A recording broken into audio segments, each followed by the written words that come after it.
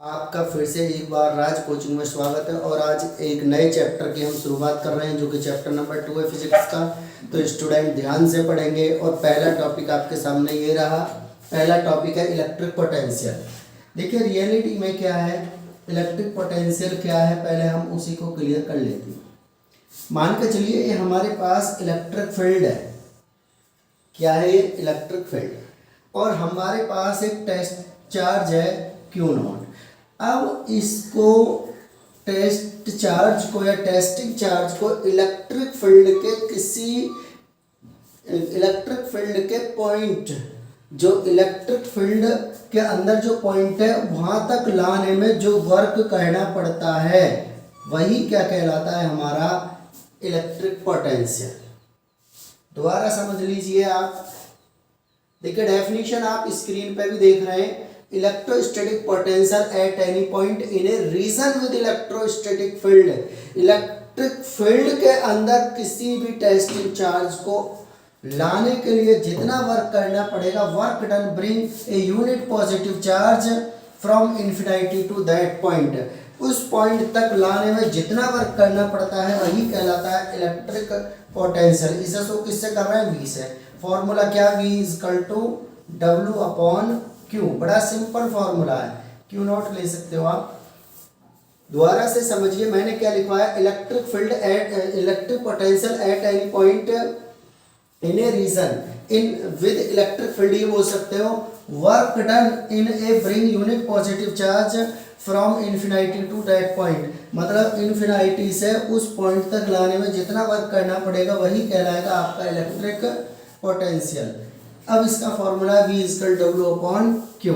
अब देख लेते हैं स्टूडेंट इसकी यूनिट क्या है? W की यूनिट क्या होती है? जूल। और इसकी क्या है? कूलाम। तो जूल पर कूलाम, या इसकी यूनिट हम वोल्ट भी स्टडी करते हैं जो कि बड़ी सिंपल है।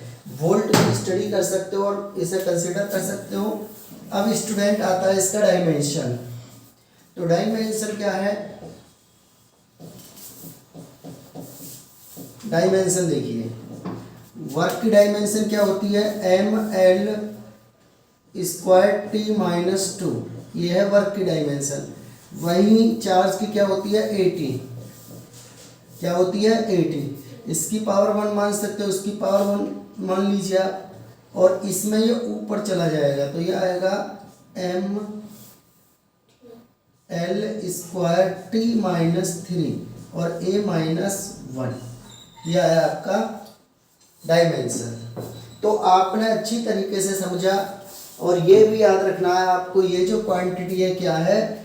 स्केलर है, इसमें कोई डायरेक्शन नहीं होती। कैसी क्वांटिटी आपको स्टडी करनी है? स्केलर। तो फिर इसे एक बार समझिए स्टूडेंट, आपके पास जो टेस्टिंग चार्ज है इसे इन्फिनिटी से इलेक्ट्रिक फील्ड के किसी भी पॉइंट तक लाने में जितना वर्क करना पड़ेगा वही वर्क कहलाएगा यूनिट पॉजिटिव चार्ज को, वही वर्क कहलाएगा आपका इलेक्ट्रिक पोटेंशियल। तो आपके समझ में आ गया होगा आई होप। नेक्स्ट टॉपिक इसी से बैक टू बैक जुड़ा हुआ है और वो है इलेक्ट्रिक पोटेंशियल डिफरेंस। बहुत सारे स्टूडेंट हैं इसमें डिफरेंशिएट नहीं कर पाते, हम आपको बताते हैं। मान के चलिए ये इलेक्ट्रिक फील्ड है, हमने तो लिखा है डेफिनेशन में similar to electric potential, the electric potential difference is the work done by external force in the bring a unit positive charge from point R to point P।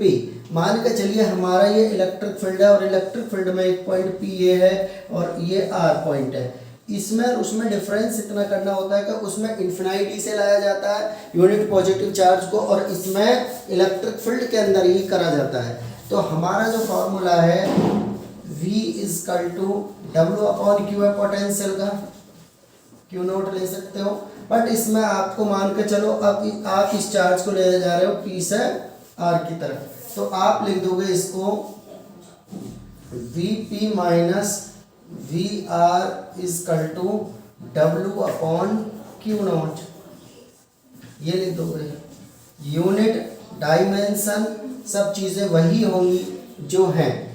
तो आप ये इसमें उसका एनर्जी का लिखा है, बात कोई जब भी एक ही बात होती है, यूनिट डायमेंशन, बाकी सारी चीज़ें वही हैं। तो इलेक्ट्रिक पोटेंशियल क्या होता है आपने समझा। सीधा पॉइंट याद रखना आपको, इलेक्ट्रिक पोटेंशियल क्या है कि हम इन्फिनिटी से किसी टेस्टिंग चार्ज को इलेक्ट्रिक फील्ड के अंदर लाते हैं तो वर्क करना होगा, और जो वही वर्क है वही कहलाता है उस पॉइंट पर इलेक्ट्रोस्टैटिक पोटेंशियल। डिफरेंस क्या है बस इसमें ये कि इलेक्ट्रिक फील्ड के अंदर आपको जो वर्क करना है वो कहलाता है आपका इलेक्ट्रिक पोटेंशियल डिफरेंस। तो स्टूडेंट आपको आई होप अच्छा समझ में आया होगा। जो आपका दिन हो वो शुभ हो। Thank you.